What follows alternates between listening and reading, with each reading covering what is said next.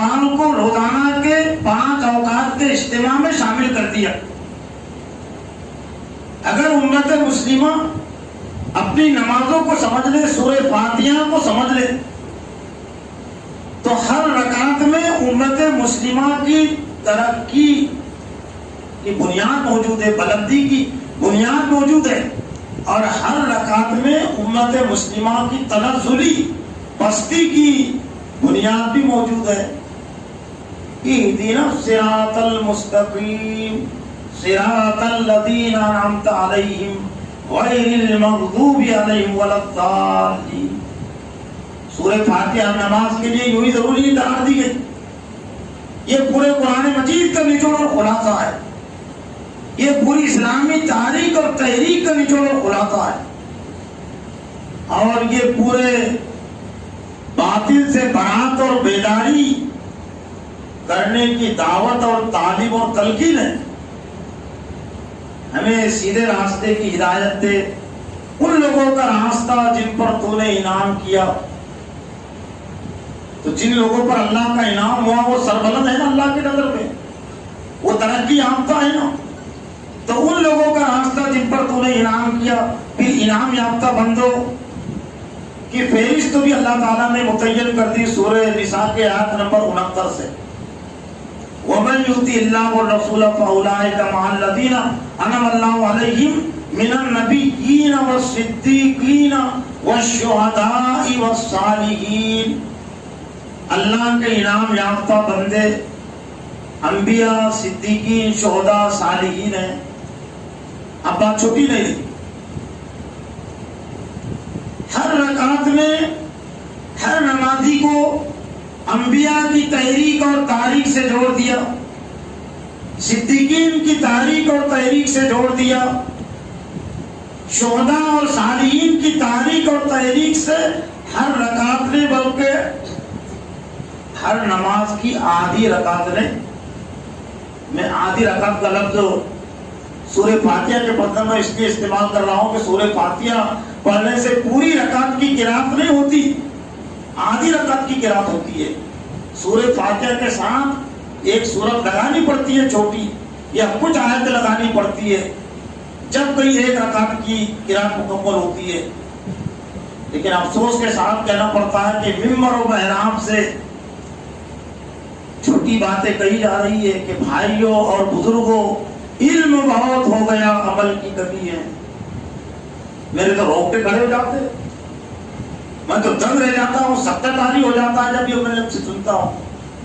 کہ علم بہت ہو گیا، عمل کی کمی ہے۔ جبکہ یہ کہنا چاہیے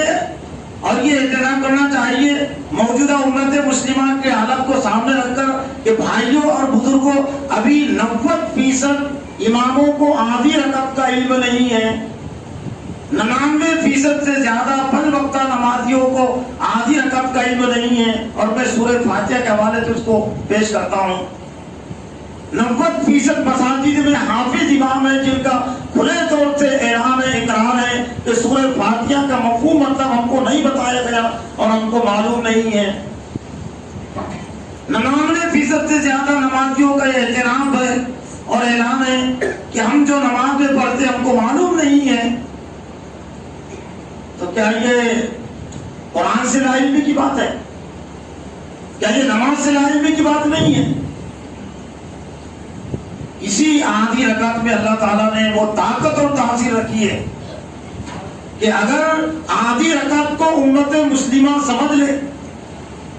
امت مسلمہ آدھی رکعت کا علم حاصل کر لے، یعنی سورہ فاتحہ کا علم حاصل کر لے اور اس پر عمل کر لے، تو مکمل تعلیم اور تربیت کے لیے کافی ہے، مکمل باطل نظام سے دور رہنے کے لیے، برات اور بیداری کے اظہار کے لیے کافی ہے۔ صراط الذین انعمت علیہم، ان لوگوں کا راستہ جن پر تو نے انعام کیا۔ تب ہر نمازی پر ہر نماز نے انبیاء کی پیروی لازم کر دی نا، صدیقین اور شہداء اور صالحین کی پیروی اس کے نماز کے ذریعے سے اس پر واجب ہو گئی۔ اب اگر وہ پیروی نہیں کرتا ہے انبیاء کی، صدیقین، شہداء اور صالحین کی، تو کسی مفتی کی خلاف ورزی نہیں کرتا ہے، کوئی فرق نہیں پڑتا۔ کسی جماعت کی خلاف ورزی نہیں کرتا ہے، کوئی فرق نہیں پڑتا، جماعت کی باتیں صحیح بھی ہوتی ہے غلط بھی ہوتی ہے، مفتی کی باتیں کچھ صحیح ہوتی ہے غلط ہوتی ہے، وہ اپنی نماز کی مخالفت کر رہا ہے، وہ اپنی ابھی نماز سے لا علم ہے۔ اگر اسے حضرت آدم علیہ السلام کی سیرت کا علم نہیں ہے، اگر اسے حضرت ابراہیم علیہ السلام کی سیرت کا علم نہیں ہے، اسے حضرت لوط علیہ السلام کی، حضرت موسیٰ علیہ السلام کی، جن انبیاء کا تذکرہ قرآن مجید میں ہے، تو انبیاء کا درجہ تو دینا پڑے گا نا ان کو، جمع کا لفظ ہے نا۔ تو کتنے نمازیوں کو 25-26 انبیاء کی سیرتوں کا علم ہے، حضرت عیسیٰ علیہ السلام کی سیرت کا علم کتنے نمازیوں کو ہے، حضرت محمد صلی اللہ علیہ وسلم کی سیرت کا علم کتنے نمازیوں کو ہے، جبکہ ہر نماز اس سے تقاضا مطالبہ کر رہی ہے۔ من النبیین والصدیقین والشہداء والصالحین، اور انبیاء کے بعد دوسرے نمبر پر صدیقین، جنہوں نے انبیاء کی تعلیمات کی تائید اور تصدیق کی، اور شہداء، جنہوں نے انبیاء علیہ السلام کے دین کی گواہی دی، اپنی زبان سے بھی اور اپنے مالوں سے اور اپنی جانوں سے، اس لیے جو اللہ کے راہ میں جان دیتے ہیں ان کو شہید کہتے ہیں۔ والشہداء، اللہ کے راہ میں شہید ہونے والے، والصالحین، اور نیک لوگ۔ لیکن بدقسمتی سے نماز کو ابھی اس حیثیت سے امت نے قبول نہیں کیا۔ کاش کہ امت مسلمہ میں ایسے افراد تیار ہو، ایسی جماعتیں تیار ہو، علماء تیار ہو، جو صرف نماز کو سمجھے اور امت کو سمجھا دے تو بیڑا پار ہو جائے گا۔ اور 12 صدیوں تک جب تک امت مسلمہ اس دنیا میں غالب تھی، علماء کا، جماعتوں کا صرف ایک ہی کام تھا، نماز کو سمجھنا، سمجھانا اور نماز پر عمل کرنا۔ لیکن نماز کو نظر انداز کر کے آج جماعتیں یہ چاہتی ہیں، علماء یہ چاہتے ہیں کہ ہماری تقریروں کے ذریعے سے، ہمارے بیانات کے ذریعے سے ہماری تربیت ہو جائے اور لوگوں کی تربیت ہو جائے، تو اس کی سزا ملی ہوئی ہے۔ لئن شکرتم لازیدنکم ولئن کفرتم ان عذابی لشدید، اگر تم نے میری نعمتوں کا شکر ادا کیا تو میں اس میں اضافہ کروں گا، اور ناقدری کی، ناشکری کی تو میری سزا بہت شدید ہے۔ تم نے نماز کو ایک لائق ہی نہیں سمجھا جو میں نے معراج میں بلا کر دیا میرے حبیب کو، معراج میں 7ویں آسمان پر بلا کر میں نے جو پوری امت مسلمہ کے لیے نصاب تعلیم اور نظام تعلیم دیا، ایک اعزاز دے کر، کیا صلاۃ معراج المومنین، نماز مومنین کی معراج ہے؟ وہ معراج کے اجتماع کی اتنی ناقدری، معراج میں دیے گئے سلیبس اور نصاب کی اتنی ناقدری کہ اس سے کیا تعلیم ہوگی، اس سے کیا تربیت ہوگی؟ تربیت تو ہمارے نصاب کے ذریعے سے ہوگی، ہمارے دستور کے ذریعے سے تربیت ہوگی۔ تو ہزاروں اجتماعات ہو رہے ہیں، لاکھوں لوگ اس میں شریک ہو رہے ہیں، پھر بے دینی کیوں باقی ہے؟ بے دینی کیوں باقی ہے؟ اور جماعت کے افراد میں، جماعت میں جو خود افراد موجود ہیں ان کو خود پورا شعور کیوں نہیں ہے؟ وَلَئِن كَفَرْتُمْ إِنَّ عَذَابِي لَشَدِيدٌ، اگر تم نے میری نعمتوں کی ناقدری کی تو میرا عذاب بہت شدید ہے۔ تو اللہ نے جو معراج میں بلا کر نصاب تعلیم اور نظام تعلیم دیا تھا، وہ جو فرضیت کی بات ہے نا، وہ اس کا پس منظر، یہ نمازیں تو پہلے ہی پڑھی جاتی تھی۔ نبوت کے آغاز سے حضور صلی اللہ علیہ وسلم نماز پڑھتے تھے، صحابہ کرام بھی نماز پڑھتے تھے، لیکن ہجرت سے 1 سال پہلے یہ جو معراج میں بلا کر دیا گیا تو وہ ایک نصاب کے طور پر، سلیبس کے طور پر، کہ اب یہ نماز اللہ اکبر سے لے کر السلام علیکم ورحمۃ اللہ تک جو 10 منٹ پر مشتمل ہے، آج تک کوئی ایسی تحریک اور جماعت قائم نہیں ہو سکی اور نہ قیامت تک قائم ہو سکتی ہے جو 10 منٹ میں اسلام کے پورے نچوڑ اور خلاصے کو پیش کر دے، سنا دے۔ لیکن اللہ نے پیش کر دیا 10 منٹ میں، اللہ نے معجزہ ہے کہ 10 منٹ میں نماز ہوتی ہے، لیکن وہ 10 منٹ میں کون سا نصاب اور سلیبس ہے جو مکمل دعوت اور مکمل تعلیم اور تربیت لیے ہوئے صرف اس کو سمجھنے کی ضرورت تھی، صرف اس میں رنگ بھرنے کی ضرورت تھی۔ اگر جب تک امت مسلمہ صراط الذین انعمت علیہم پر قائم تھی، زندگی کے تمام معاملات میں انبیاء، صدیقین، شہداء، صالحین کو رہنما بنائے ہوئے تھی، رہبر اور لیڈر بنائے ہوئے تھی، تو اللہ تعالیٰ نے عبادت کے میدان میں بھی ان کو بلند کیا تھا اور سیاست کے میدان میں بھی ان کو بلند کیا تھا، اس لیے وہ اللہ کے انعام یافتہ بندوں کو اپنا رہبر اور رہنما بنائے ہوئے تھی۔ لیکن جب سے اس میں کمی آئی ہے اور خاص طور پر میدان سیاست میں امت مسلمہ نے انبیاء، صدیقین، شہداء اور صالحین کو نمونہ اور آئیڈیل بنانا چھوڑ دیا، تو پھر اللہ تعالیٰ نے ذلت و رسوائی کی مار ماری ہے۔ ظاہر بات ہے کہ جب انعام یافتہ بندوں کے راستے کو ہم چھوڑ دیں گے، یہ احساس اور احتساب کی چیز بھی ہے کہ ہم یہ غور کریں کہ اللہ کے گھر میں کھڑے ہو کر ہر نمازی انعام یافتہ بندوں کے راستے پر چلنے کا عہد کر رہا ہے۔ پیروں کو مچھر کاٹ لیتا ہے، یہاں کچھ لگا دی تو چلے نا، بار بار دونوں طرف توجہ کرنی پڑتی ہے۔ ہر نمازی زندگی کے تمام معاملات میں جو آئیڈیا اور نمونہ اپنے لیے تجویز کر رہا ہے، اور اللہ تعالیٰ نے ان کے سامنے جو پیش کیا ہے وہ صرف 4 ہی قسم کے افراد ہیں: انبیاء، صدیقین، شہداء، صالحین۔ لیکن ہم نے 5ویں قسمیں ایجاد کر لی اور خاص طور پہ میدان سیاست میں یہ 4 قسموں کو مسترد کر دیا کہ انبیاء کی تعلیم کی سیاست میں کوئی ضرورت نہیں، صدیقین کی سیاست میں کوئی ضرورت نہیں، صالحین کی سیاست میں، شہداء کی کوئی ضرورت نہیں میدان سیاست میں۔ یہی ہمارا روانہ جو باطل پرستوں نے سبق دیا، درس دیا کہ مذہب کا کوئی تعلق نہیں، حالانکہ وہ جو کچھ کرتے وہ ان کا مذہب ہے، انہوں نے مذہب کے نام پر اپنے پورے ظلم زیادتی کو اختیار کر لیا۔ صرف اسلام کو مذہب کا نام دے کر کہ اسلام ایک مذہب ہے، ہمارا تو ایک نظریہ ہے، اسلام ایک مذہب ہے، اور ہماری کوتاہی غلطی بھی ہوئی کہ ہم نے بھی اسلام کو بحیثیت مذہب کے تسلیم کر لیا، دین کے ہم نے تسلیم نہیں کیا، دین پر زور نہیں دیا کہ اسلام مذہب نہیں، وہ دین ہے، وہ سسٹم آف لائف ہے، وہ جیون پرنالی ہے اور اس کی کوئی تقسیم نہیں ہو سکتی۔ یہود اور نصارہ نے تقسیم کی تھی تو اللہ تعالیٰ نے ذلت اور رسوائی کی مار ماری تھی یہودیوں کو، اور فرعون کو ان پر مسلط کیا تھا، جالوت کو مسلط کیا تھا، بخت نصر کو مسلط کیا تھا، جس نے بنی اسرائیل کو تہہ بالا کیا تھا۔ اللہ نے ہم پر بڑا احسان کیا کہ 5 اوقات کے اجتماعات میں اس نے انعام یافتہ بندوں کے راستے کو ہمارے سامنے پیش کر دیا، اور ہر دور میں ایسے افراد موجود ہیں جو انبیاء، صدیقین اور شہداء اور صالحین کی تعلیمات کی تحریک بھی وہ چلاتے ہیں، لیکن بدقسمتی سے امت مسلمہ نے ان لوگوں کی بات کو بھی مسترد کیا۔ بر صغیر میں علامہ اقبال رحمۃ اللہ علیہ نے دور حاضر میں، قریب کے دور میں،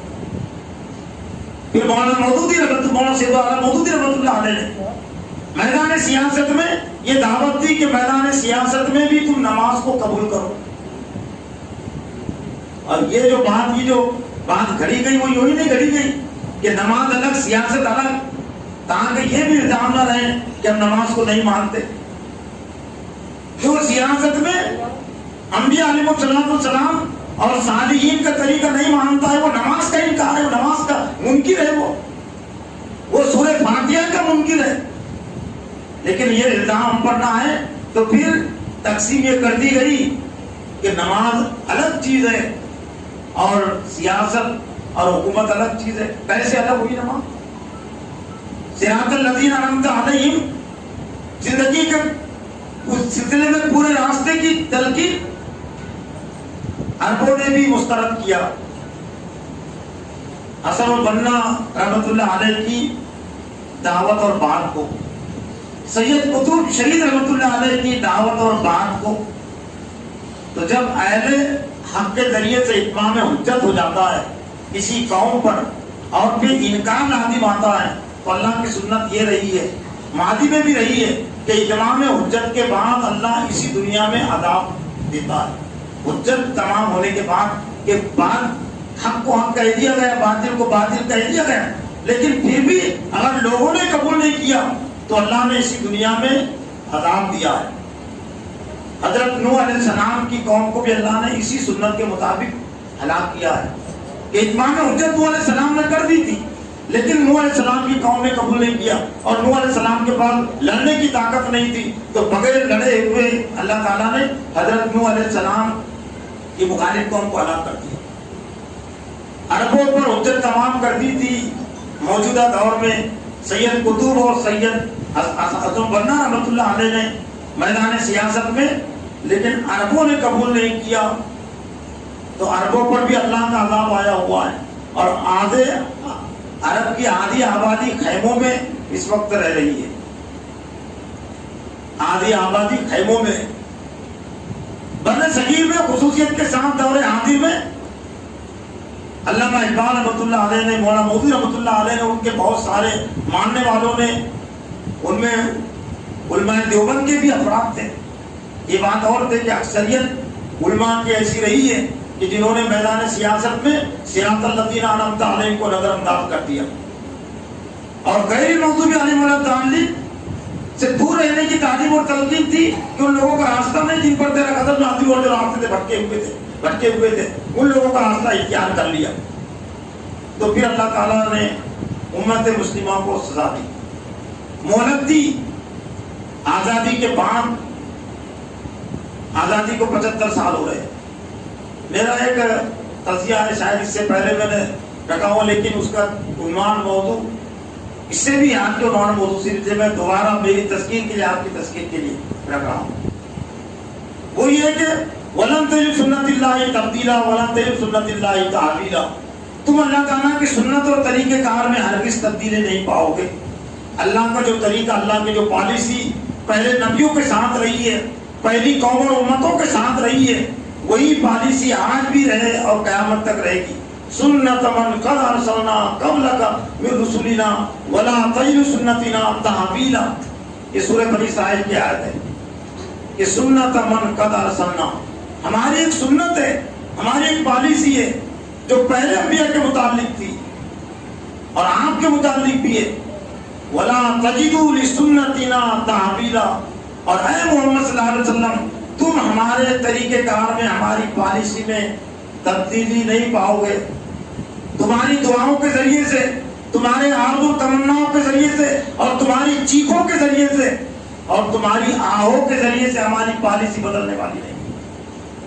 ہماری پالیسی بدلے گی، لیکن اس کے لیے کیا ہے؟ ان اللہ لا یغیر ما بقوم حتی یغیروا ما بانفسہم، سورہ رات کی آیت۔ لیکن چونکہ یہ آیت میں بعد میں لانے والا تھا، لیکن آ گئی، تو اس آیت کے ساتھ جو ظلم ہوا ہے تو وہ ظلموں کو بھی سمجھنے کی ضرورت ہے۔ آیت کے ساتھ جو ظلم ہوا ہے وہ ظلم کس نوعیت کا ہے؟ وہ ظلم یہ ہے کہ آیت کا صرف چوتھا حصہ، 25% حصہ پیش کیا جاتا ہے، اور خود ایک زمانے تک میرا بھی یہ قصور تھا، لیکن جب پھر براہ راست میں نے، اور یہ قصور یہ تھا کہ بس یہ سنتے آ رہے تھے، اساتذہ سے رکا تھے، آیت کا آدھا ٹکڑا، یہ چوتھا ٹکڑا 25%، ان اللہ لا یغیر ما بقوم حتی یغیروا ما بانفسہم، بات اپنی جگہ پر ہے، لیکن بات مکمل نہیں ہوتی ہے۔ جو آیت میں اللہ کا فرمان ہے کہ اللہ کسی قوم کی حالت کو نہیں بدلتا جب تک وہ اپنے آپ کو نہ بدلے، لیکن بات ادھوری ہے، بات آدھی بھی نہیں ہے، وہاں حصہ ہے بات۔ سورہ رعد کی آیت نمبر 11 اٹھا کر دیکھ لیجیے، کہاں سے شروع ہوتی ہے؟ لہو